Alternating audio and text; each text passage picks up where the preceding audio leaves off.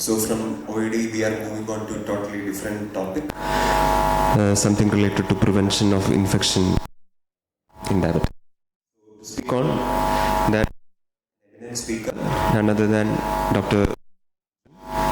He's the Senior Consultant and Head of Pulmonary Health Trivandrum, member Embark Registry, member Ishan ABPA in Asthma Working Group, member of Expert Committee FNB Sleep Medicine, examiner, member of more than 100 publications, and he has authored chapters in 7 books. Thank you, Arun, for the kind words of introduction. Let me thank Dr. Yogidev and his team for having invited me to be part of this meeting here today. I've been asked to speak on prevention of shingles and comorbid conditions. So what I'm going to do in the next 15 to 20 minutes is we will start by talking a bit about the virus and the disease that it causes. We will look into the impact of herpes zoster on comorbid conditions with particular focus to diabetes. And finally, we'll talk of a few points about prevention of zoster as well.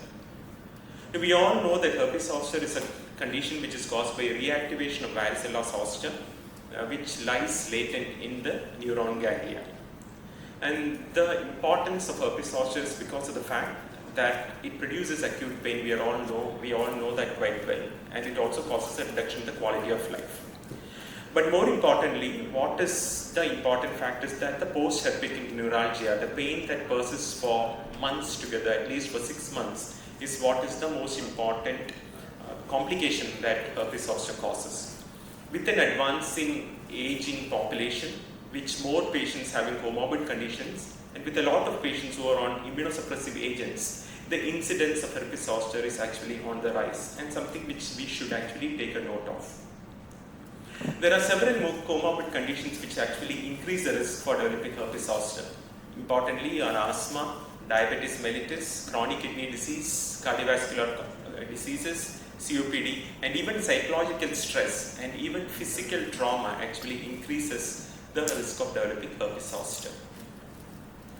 The more the number of comorbidities a patient has, the risk becomes even much higher. For example, if you have a patient who has diabetes and cardiovascular disease, which is extremely common, or diabetes with heart failure or COPD with diabetes, you find that the risk becomes even much more higher. When you have multiple comorbidities, the risk becomes even more higher. So if you have a patient having diabetes, heart failure and COPD, you find that the risk of zoster actually becomes even 4 times much higher.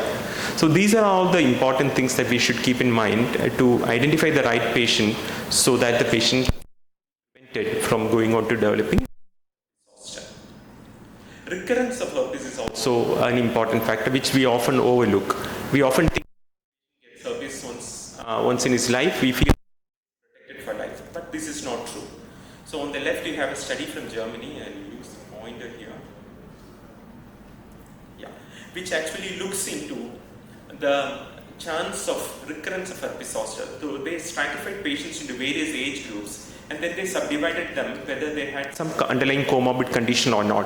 What you can very clearly see is that the people in the 50 to 60 age group, especially if they have some comorbid conditions, are the group which are most likely to have a recurrence of herpes zoster.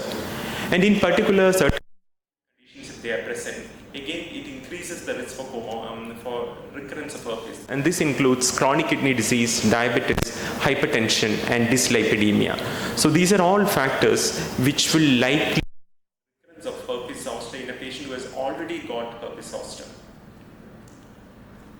Now let's talk about the importance of the disease and its interaction with other conditions. We'll start with diabetes mellitus. We all know that diabetes is a condition which increases inflammation, which impairs the immune system and potentially enhances the risk of diabetes, and herpes also to this. Diabetes, we all know, is associated with the reduction in cell-mediated immunity, and all diseases in which CMI plays a role, tuberculosis, fungal infections, and viral infections, become more rampant if the diabetes gets uncontrolled. And you can also know that patients who have long-term hyperglycemia with uncontrolled sugars, it actually impedes the polymorphonuclear cell apoptosis. The apoptosis is affected inflammation becomes more common, pro-inflammatory cytokines are released, and as a result of all this, there is an increase in all sorts of infections, including herpes zoster. Both type 1 as well as type 2 diabetes are associated with an increase in the risk of zoster, and there is a 20% increase in zoster which is observed with diabetes. What does zoster do in a patient who has diabetes? That's also very interesting. People if they develop herpes, they have a risk of persistent post-herpetic neuralgia. Normally the pain lasts for 6 months. Here you'll have pain lasting for even longer duration of time. And zoster, interestingly, also has been shown to negatively affect glycemic control. You have a patient with well-controlled diabetes, the patient develops herpes zoster, and you find that in a quarter of patients, the diabetes control becomes worse and sugars get uncontrolled following an attack of herpes zoster. Naturally, this actually leads to increased healthcare resource utilization. You can see that these are data from the US, $25,000 per year for treating herpes, nearly $26,000 to treat diabetes. When the patient with diabetes develops herpes, you see that the cost becomes extremely high to the tune of $30,000 per year. We will now talk about chronic kidney disease. We know that CKD is a condition in which there are a lot of toxins in the body, which will again cause a decrease in the immunity. Both the T cells, B cells as well as the neutrophils are affected in CKD. And over a period of time, if CKD progresses to end-stage renal disease, you find that the immune system impairment becomes far more worse. Not only T cells and B cells, but other cells as well as neutrophils, monocytes, everything gets reduced in functionality, and it increases the risk of all kinds of infections. This is looking into the impact of kidney disease in patients with herpes zoster. You can see that this is the forest plot. You can see it very clearly. If a patient has CKD, the risk of developing complications of zoster is high. If the patient goes on to end-stage renal disease and is on dialysis, both hemodialysis as well as peritoneal dialysis, again you can see the risk is high. But in patients who have had kidney transplant or renal transplant, following that, if they develop herpes, the chance of developing complications is 15 times higher than a person who does not have a kidney disease. What is the impact of zoster in a patient with kidney disease? You have a patient with CKD here, and this is progression to end-stage renal disease. The Kaplan-Meier curve, you can see that if the patient develops, a patient with CKD or develops herpes zoster, you can see that there's a rapid decline and a rapid development of end-stage renal disease than a person with CKD who does not have, has not had a herpes zoster infection. The effect of zoster in the cardiovascular system is even more interesting, because what happens is the virus gets reactivated in the neuron ganglia and may travel and affect cells both within the cerebral arteries as well as the coronary arteries. And because of this inflammation, it produces a havoc in the cardiovascular system. Systemic inflammation becomes worse. There is increased sympathetic tone and blood pressure. There is altered immunological status, vascular remodeling, increased chance of thrombosis, and all this leads on to development of vasculopathy. And as a result of this, if the patient gets herpes, there is an increased risk of developing both stroke as well as myocardial infarction. So this is something that's very important. And not only that, the risk of coronary artery disease in patients who have had herpes is still high even years later. You can see that even after 5 to 8 years, the risk of developing coronary artery disease is more, and that is because of the effect of the virus in the vascular system.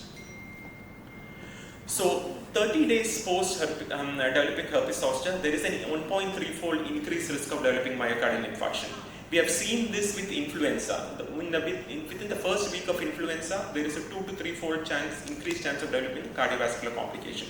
Similarly with herpes, within the first month, there is a 1.3-fold increased risk of developing myocardial infarction. The virus can invade the myocardial cells and produce myocarditis, and varicella myocarditis is an extremely dangerous condition. And it also has been notorious to produce arrhythmias, even to a complete heart block. What about the autoimmune system? Patients who are immunosuppressed because of various reasons are more prone to develop zoster. It's most notorious to happen in patients who have undergone bone marrow and stem cell transplant. solid organ transplant, patients who have had HIV, and all sorts of connective tissue diseases, SLA, rheumatoid, you can see that the chance of developing zoster is much more high. Having spoken about all this, and having spoken about the impact herpes zoster causes on patients who have comorbid conditions and in the elderly, it's very important to know how we can prevent developing herpes zoster, and that is the most important aspect of the whole thing. So that is basically by vaccination. The vaccine that is available in our country is Shingles, which is given in 2 doses. It's an inactivated vaccine given as an intramuscular injection, 2 doses. The first dose is given, and then the second dose is given 2 to 6 months after the first dose, and then given as an intramuscular injection.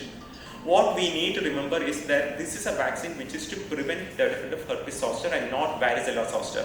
To prevent development of varicella zoster, you have a different vaccine altogether. This is basically for prevention of developing herpes zoster. And the efficacy has been proved by various trials. These are 2 trials, ZO50 and ZO30, which is the zoster efficacy trials 50 and 30. And these are on patients aged more than 50 years and more than 70 years. They looked into 2 prime objectives. One is to prevent post-herpetic neuralgia, and second is the efficacy of the vaccine. More than 30,000 patients were studied in these 2 studies, and this is what they found. In the age group of more than 70 years, you see that the vaccine efficacy is almost 97%. We always speak about influenza vaccine, and we know that it's a vaccine which works extremely well. The efficacy of the influenza vaccine is about 45 to 60%. Here you have a vaccine which is more than 97% efficacious, and even people more than 80 years of age, the efficacy is more than 90%. So it's an extremely efficacious vaccine to prevent zoster. And this is another study looking into the long-term follow-up data. Even after 11 years of taking the vaccine, the efficacy still remains to the tune of 80%. So it's an extremely effective vaccine to prevent the disease, and the efficacy is sustained for more than a decade. And if you take individual diseases also, like hypertension, diabetes, coronary artery disease, respiratory diseases, you find that the efficacy for the individual conditions patients if they have is also more than 90%. The number of serious adverse effects, deaths, and immune-mediated diseases following vaccine is the same as placebo, which essentially tells us that's an extremely safe vaccine without significant side effects. What are the global body recommendations for taking the vaccine? This is something which we should know and we should adopt in our day-to-day practice. CDC recommendation is for all adults aged 50 years and above to give 2 doses of the vaccine. The ADA recommendation is patients with diabetes more than 50 years of age should get the vaccine, irrespective of the fact whether they have got the vaccine earlier or not. And the other guiding bodies also have similar recommendations. Let's now look into the Indian recommendation. The API recommendation is more than 50 years of age, 2 doses to be given. The RSSDI again acknowledge the same thing, more than 50 years of age you need to give 2 vaccines. The Indian Nephrology Society, however, have kept a quite higher age cutoff of 60 years for the vaccination. This vaccine can be safely given with other vaccines which we commonly use, especially the influenza and pneumococcal vaccine. Concomitant vaccination can be given. It's well tolerated without any safety issue, and there is no immunological interference that has been observed giving these vaccines together, because they are all inactivated vaccines. Adverse effects, local adverse effects like pain, redness and swelling happen in a trivial subgroup of patients, and it will not last for more than 3 days. Whereas systemic adverse effects like fatigue, fever again are extremely rare and will not persist for more than 2 days. So finally, to conclude, what we need to understand is that 1 in 3 patients whom you see in your practice, that is 30% of your patient population, at some point in their lifetime will develop herpes zoster. This is something which we often overlook, and because we never give much importance to this. Mostly this is because of the fact that when the patients develop herpes zoster, they don't come to us. They go either to the dermatologist or to the eye physician. That's why we never get this feedback. But we know that herpes zoster can cause a potential negative effect on the quality of life because of the pain that these patients suffer. But more importantly, that as we have seen, it impedes diabetes control, it increases the risk of developing cardiovascular complications, and in CKD patients, it hastens the development of end-stage renal disease. We have an excellent vaccine to prevent this, and it has an efficacy of more than 90%, and the efficacy is sustained for more than 10 years as such, with an established safety profile.